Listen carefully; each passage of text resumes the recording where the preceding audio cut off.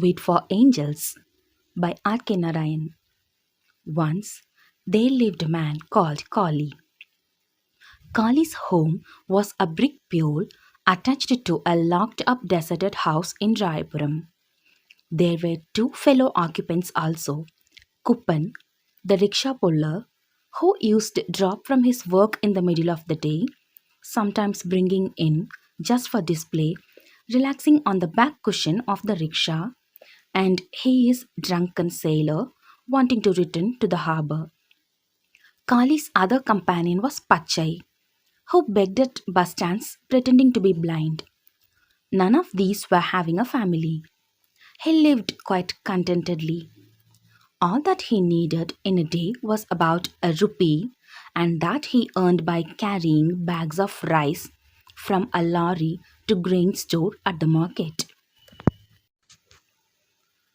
At other times, he liked to sprawl on the pole and watched little children going to a school nearby.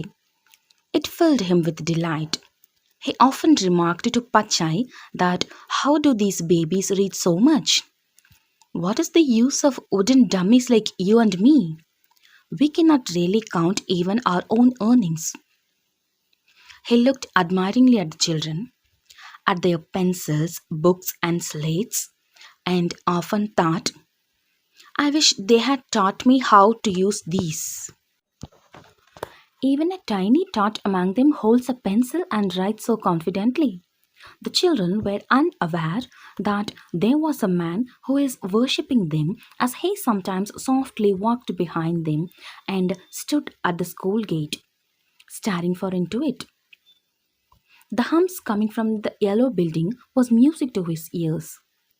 It always filled his heart with joy. It was an emotion that could not be satisfactorily explained. The next day, he felt elated. He had carried several sacks of grains on the previous evening, and he was given extra pay for that day. He kept all his coins hidden within the stuffing of an old pillow. Otherwise, Kupan would stop working and drag him to grog shop, and his other friend might stick close and force him for a loan. At about 11, Collie felt hungry. He went to a street tap. Some women were waiting to fill their pots. After they left him to use tap,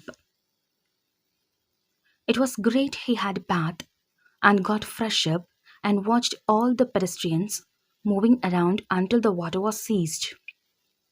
He got up, dried his body with a piece of cloth, and combed back his hair with his fingers. He felt hungry.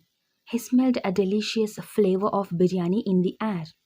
He went to the nearby hotel, ate his belly full.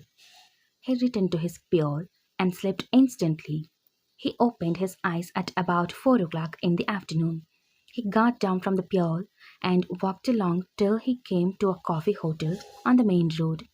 He felt proud that he could afford to sit in a chair and order coffee. He touched his money bag. After 2 cups of coffee, he felt refreshed and came out. While receiving change at the counter, he heard the school bell ring. This put him in mind of the children. He thought of going back to his place to see them. They will soon be passing down. His eyes fell on a sweets and edible of all fascinating colors and shapes in a shelf beside the counter. He asked for a packet of sweets, and the vendor made a neat parcel of it. He saw school children already coming down the road. He held out the package towards three children who came chattering among themselves. They did not notice him. He felt disappointed. He felt somewhat shy in the presence of these angels. Then came a pair, a young fellow wearing shorts and carrying a broken slate under his arm, and his sister wearing green ribbons. He stepped up before them and asked, Want to have some sweets? He opened and held up the package. The younger of the two took a piece and ate it with great relish and joy. Meanwhile, more children arrived and surrounded Collie for sweets. He was delighted. The street was blocked as kids surrounded and children snatched sweets from Collie. Traffic came to a standstill. A passerby stood around, wondering what was that crowd. Somebody asked the child, "What's all this?" The child answered, "Sweets. That bearded man gave us sweets." "Oh, that fellow." The man dashed forward and caught Collie by the wrist. Collie got surprised immediately. The man shouted, saying, "Help, help! Here is the kidnapper of children."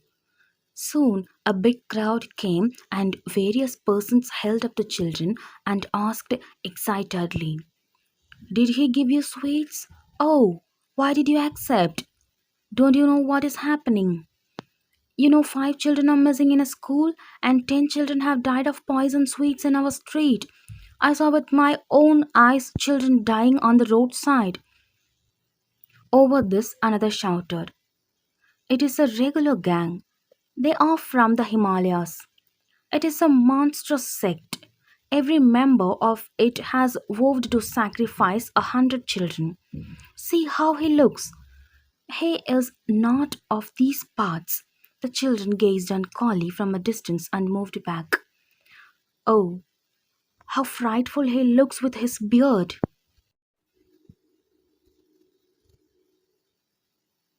The result of all this talk was that a crowd was pounding and tearing at Collie.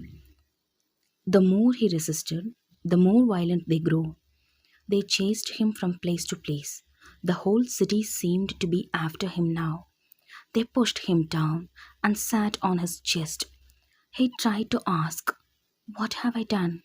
But nobody let him speak. Blood came down and dripped on his tongue. He felt suffocated. The police arrived.